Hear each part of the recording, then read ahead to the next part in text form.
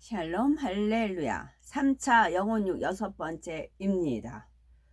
우리가 구원받는 것은 오직 예수 그리스도를 믿음으로 말미암는 것입니다. 그런데 하나님을 믿고 주님을 믿는다 하면서 육체의 일을 행하는 것은 구원받을 만한 믿음이 없다는 증거지요.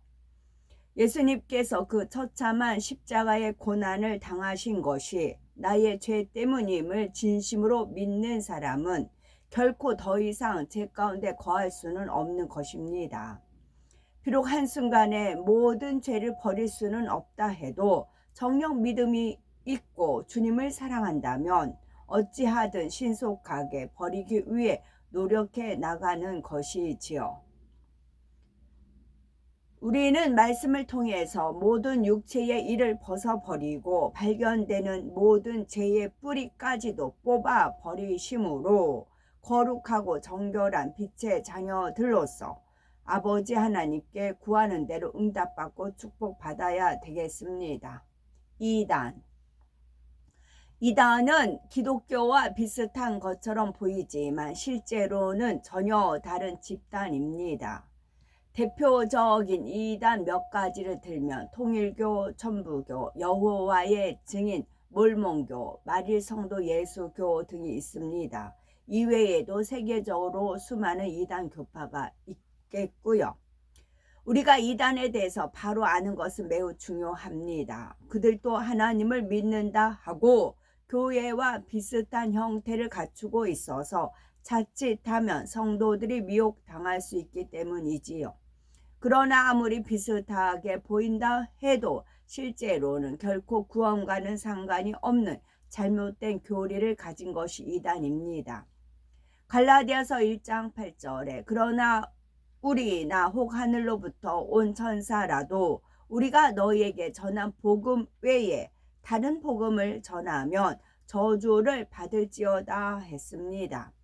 이단 사상은 우리의 복음과 다른 복음이며 이를 전파하는 자나 받아들이는 자는 반드시 멸망의 길로 갑니다. 그래서 디도서 3장 10절에 이단에 속한 사람을 한두 번 훈계한 후에 멀리하라 하였지요. 이단 사상에 미혹받지 않도록 그들을 가까이 하지도 말라는 것입니다. 그런데 이단이 아닌 교회를 이단이라 잘못 정죄할 때도 하나님 앞에 큰 죄가 됩니다. 더구나 성령의 역사로 권능이 나타나는 제단이나 권능을 행하는 하나님의 종을 이단이라 정죄하면 이는 하나님을 대적하는 것이고 성령 회방 모독이 되어서 사함받지 못하게 됩니다. 오늘날은 너무나 많은 사람이 이단의 의미도 정확히 모른 채 자신들의 의견과 조금만 다르면 이단이라 정죄하지요. 우리는 이단의 정의를 정확히 알아서 미혹받지도 말고 반대로 애매히 이단으로 정죄하여 하나님을 대적하는 일이 없어야 되겠습니다.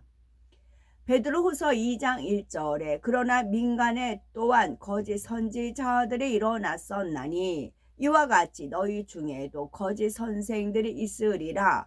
저희는 멸망케 할 이단을 가만히 끌어들여 자기들을 사신 주를 부인하고 임박한 멸망을 스스로 취하는 자들이라 했습니다.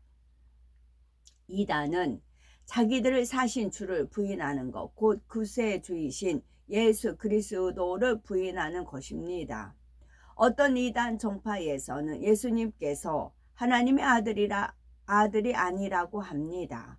혹은 예수님께서 십자가에서 죽으셨기 때문에 구세주가 되는데 실패하셨다 하거나 구원의 사역을 온전히 이루시지 못했으므로 또 다른 구세주가 필요하다 하지요.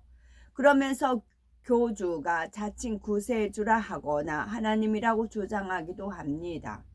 요한일서 2장 22에서 23절에 거짓말하는 자가 누구뇨? 예수께서 그리스도이심을 부인하는 자가 아니뇨? 아버지와 아들을 부인하는 그가 적그리스도니 아들을 부인하는 자에게는 또한 아버지가 없으되 아들을 시인하는 자에게는 아들도 있느니라 했습니다.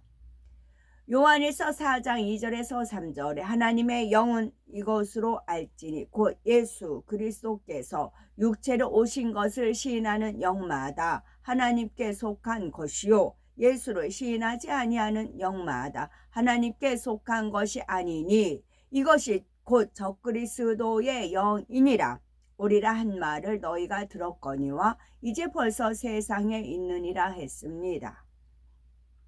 진리를 바로 알고 항상 성령으로 깨어 있어서 어떤 말이나 이래도 진리로만 분별해야 되겠지요.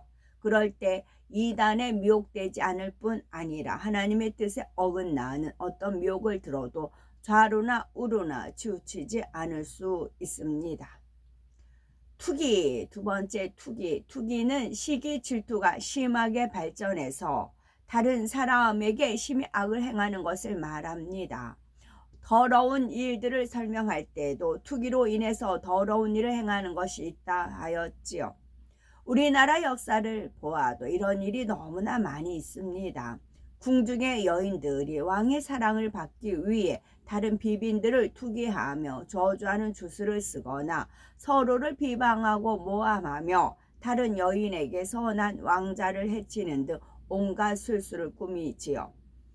또한 뛰어난 신하가 있어서 왕의 사랑을 받으면 그 신하도 이내 투기의 대상이 됩니다. 다른 신하들의 괴계를 써서 그를 모함하고 결국은 관직에서 몰아내거나 죽이기도 하지요. 그런데 문제는 이렇게 끔찍한 투기의 속성이 많은 사람 안에 있다는 사실입니다. 곧 진리와 함께 기뻐하지 못하는 마음, 남을 시기하고 질투하는 마음이 조금이라도 발견된다면 근본적으로 이처럼 악독한 투기와 같은 뿌리임을 깨달아 철저하게 벗어버려야 됩니다. 이 시기와 질투가 잘못하면 사단의 역사를 받아 어떤 일에 접했을 때 바로 투기로 나올 수가 있는 것입니다. 투기에서 점 하나면 투지죠. 투지. 하나님에 대한 열성, 투지는 좋은 것입니다. 그러나 투기는 사단의 역사를 받는 확률이 높은 거죠. 세 번째, 술 취함. 사람이 술에 취하면 자기를 절제하지 못하게 되며 옳고 그른 것조차 분별하지 못하게 됩니다. 근신하면서 거룩함을 추구하는 것이 아니라 절제 없이 본인의 죄인의 본성에 따라 행동하는 것이지요. 부끄러운 줄도 모르고 이상한 행동을 하거나 소리를 지르고 싸우기도 합니다. 해서는 안 될 말과 행동을 해서 돌이킬 수 없는 결과를 낳기도 하지요. 유대인들의 탈무드에 보면은 사단이 너무 바빠서 사람에게 오지 못하면 그 대신 술을 보낸다라는 말이 있을 정도랍니다. 원래 이스라엘 지역에서는 마실 물이 귀하지요. 그래서 물 대신에 알코올을 넣지 않고 열매를 발효시킨 포도주를 마십니다. 마시고 취하는 것이 목적이 아니라 수분을 섭취하는 것이 목적이었던 것이지요. 그런데 물 대신 포도주를 마신다고 하여 하나님께서 술 취함을 허락하신 것은 결코 아니십니다. 잠언 23장 31절에 포도주는 붉고 잔에서 번쩍이며 순하게 내려가나니 너는 그것을 보지도 말지어다 하였지요. 레위기 10장 9절에 제사장 아론의 자손들에게 너나 네 자손들이 회막에 들어갈 때에는 포도주나 독주를 마시지 말아서 너의 사망을 면하라. 이는 너희 대대로 영영한 규례라 하였습니다. 이처럼 왕이나 하나님 앞에 거룩하게 구별된 사람들에게는 더욱 엄격하게 술을 금했지요. 사람이 선한 양심이 있다면 하나님 앞에서 술 마시는 것이 합당하지 않음을 스스로 깨달을 수가 있습니다. 세상 사람들도 예의를 갖추어야 하거나 어려운 윗사람을 대할 때는 술에 취한 모습을 보이지 않을 것입니다. 하물며 하나님 앞에서는 어떠하겠습니까? 우리는 하나님의 자녀로서 늘 하나님 앞에 살아가는 사람들입니다. 또 성령께서 우리 몸을 성령의 전으로 삼고 계시지요. 그러니 주님을 영접하고 성령의 역사를 받으면 술 취하는 것이 가하지 않다는 사실을 이미 마음에 느끼게 되는 것입니다. 에베소서 5장 18절에 술 취하지 말라 이는 방탕한 것이니 오직 성령의 충만을 받으라 한 대로 오직 성령의 세술에 취해 항상 충만하게 신앙생활을 해야 되겠습니다. 네 번째, 방탕함. 방탕함이라는 것은 주색 잡기, 곧 술, 여자, 도박이나 여러 가지 기회 등에 빠져서 행실이 좋지 못한 것을 말합니다. 세상에 보면 정욕적인 것들을 즐기고 취할 뿐 아니라 거기에 완전히 빠져들어서 자신의 의지조차 잃어버린 사람들이 있습니다. 마땅한 책임과 도리도 하지 못하고 사람의 구실조차 못하는 경우가 많지요. 한 집안의 가장이 술과 도박에 빠져서 가정을 전혀 돌보지 않고 때로는 집과 재산을 다 날리기도 하며 심지어 노름을 하려고 가족까지 파는 경우도 있습니다. 또한 소위 명품이라고 불리는 사치품들로 인해서 방탕함을 초래하는 일도 있지요. 절제 없이 사용한 카드 대금을 갚을 길이 없으니 도둑질을 하는 사람도 있고 결국 스스로 생명을 끊는 사람도 있습니다. 탐심 하나도 절제하지 못하고 방탕하게 행함으로 결국 재앙과 사망의 길로 가는 것이지요. 하나님의 자녀들이라면 결코 방탕함 가운데 자신을 더럽히는 일이 없어야 할 것입니다. 주님을 영접하고도 방탕한 생활을 계속하게 되면 신앙생활을 제대로 할 수가 없습니다. 하나님 앞에 자신의 마음을 드릴 수도 없고 죄를 버리고 성결될 힘을 얻을 수도 없지요. 교회를 다닌다 해도 형식적으로 왔다 갔다 할 뿐 구원받을 수 있는 참 신앙을 가질 수 없는 것입니다. 물론 새 예루살렘을 소망하는 우리는 이처럼 정욕적인 것을 추구하여 방탕함에 빠지는 일은 없어야 되겠지요. 그러나 온전함을 이루기 위해서 이런 것도 한번 돌아보아야 됩니다. 나는 과연 온 집에 충성하고 있는가? 마음과 뜻이 어느 한편에 치우쳐 있어서 다른 분야에는 소홀히 하지는 않았는가? 곧 모든 분야에 있어서 내 자신이 할 도리를 다하고 있는가 하는 것이지요.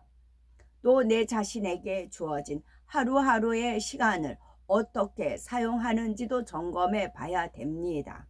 하루의 시간을 규모 있게 보내고 열심히 온 집에 충성했다면 기도할 때도 아버지 하나님의 은혜와 능력이 더욱 충만히 임하게 됩니다. 하나님께서 기뻐하시는 것을 마음에서 스스로 느낄 수 있는 것이지요. 교회는 물론 가정과 직장, 내 자신이 속한 모든 분야에서 온 집에 충성하셔야 되겠습니다. 우리 모두가 우리를 구원하신 예수 그리스도 안에서 구원과 영광의 약속을 얻었습니다. 그러나 그 약속은 참 믿음을 가지고 하나님의 말씀에 순종하는 사람에게만 임할 수가 있습니다. 나는 그 약속이 온전히 성취되기까지 육과 영의 온갖 더러운 것을 다 벗어버려야 되겠지요. 온전히 하나님께 순종하는 빛의 자녀로서 주님 맞을 준비를 속히 마칠 수 있는 복되고 아름답고 거룩한 우리 모두가 되셔야 되겠습니다. 아멘.